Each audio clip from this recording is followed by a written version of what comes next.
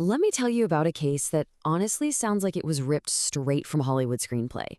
We're talking about a savage attack with a simple household axe, a son whose entire life was built on a foundation of lies, and a mother's testimony that could either send her own child to prison or defy all the evidence. Today, we're diving into the shocking story of Christopher Porco. So let's set the scene. We're in a quiet, affluent suburb. You know, the kind of place where you think nothing truly terrible ever happens. But behind one of these doors, a complete nightmare was unfolding, one that would unravel a really shocking tale of deceit. All right, so the date is November 15th, 2004, in a town called Del Mar, New York. A court clerk, a guy named Peter Porco, doesn't show up for work.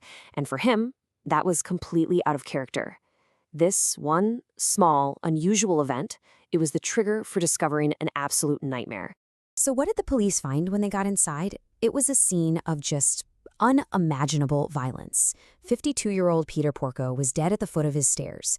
His wife, Joan, was found in their bed, barely clinging to life. She had suffered these catastrophic injuries that cost her an eye and left her permanently disfigured. And the weapon? It wasn't some random object. It was a fireman's axe from their own garage. Okay, but here's where the story takes this incredibly bizarre, chilling turn. The evidence suggests that Peter Porco, after the attack, somehow got up. Before he finally died from his injuries, he packed a lunch, he tried to load the dishwasher, and he even wrote a check out to his son. It's just a haunting detail that almost defies explanation. So you have to ask yourself, right? Who could do something this personal, this brutal? Well, there were no signs of a break-in, so investigators didn't have to look very far. Their attention very quickly turned to the couple's son, a young man who, on the surface, really seemed to have it all. The primary person of interest was their son, Christopher Porco. But there was a problem. He was a student at the University of Rochester, which is over 200 miles away. He had what looked like a rock-solid alibi. But as the detectives start to peel back the layers on Christopher's life, that whole perfect son image, it just completely falls apart. What they found instead was this disturbing pattern of deception and financial desperation, and a pretty clear motive for this horrific crime. And this wasn't something that just happened overnight. No, this was a pattern, an escalation. It started a couple of years earlier, when Christopher actually staged burglaries at his own parents' house, stealing their laptops to sell online. Then it came out he was failing college classes while pretending everything was fine. And then, the big one, forging his dad's name on loans to pay for tuition and a brand new Jeep. I mean, the depth of his lies, it's just staggering. He told eBay customers his brother had died just to get out of shipping things he'd sold. He was telling his classmates that he came from a super rich family with beach houses. He even forged his college transcripts. The guy was living in a completely fabricated reality. And it all really boils down to money, right? He fraudulently got a loan for over $31,000, all by forging the signature of the man he was now accused of murdering. This wasn't just about tuition. This was about funding a lifestyle he absolutely could not afford. And this email, this is the flashpoint. This is where it all came to a head. Just 2 weeks before the attack, his dad, Peter, figured it out. He sent Christopher this email, confronting him about the forgery and basically threatening to expose him. You can just feel the walls closing in on Christopher's whole web of lies. You know, the police looked at this whole picture, the constant lying, the manipulation, the absolute lack of any remorse, and they started using a pretty heavy word, psychopathy.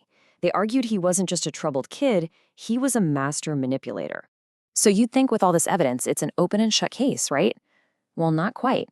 Because the whole thing hinged on the one other person in that room, the only other witness, Christopher's mother, Joan. And what she had to say would become the most stunning twist in this entire case.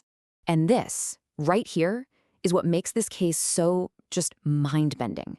Right after the attack, while she's in the hospital, first responders claimed that when they asked her if her son did this, Joan nodded yes. But later, on the witness stand, after recovering from her devastating injuries and memory loss, she did the complete opposite. She defended Christopher, insisted he was innocent. It's this stark contradiction that just makes you question everything about trauma, memory, and a mother's instinct to protect her child no matter what.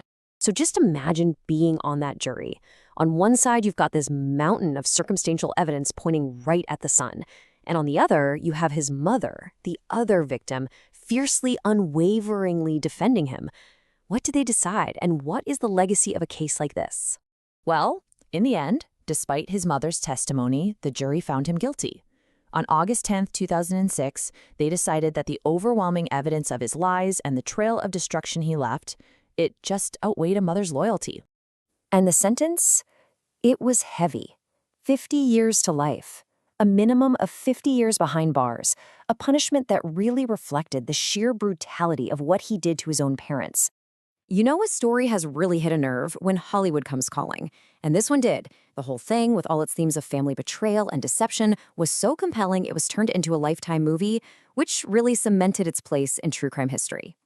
And get this, for a final bit of irony, Christopher Porco, the guy who built his entire life on crafting his own false stories, sued from his prison cell to stop this story from being told.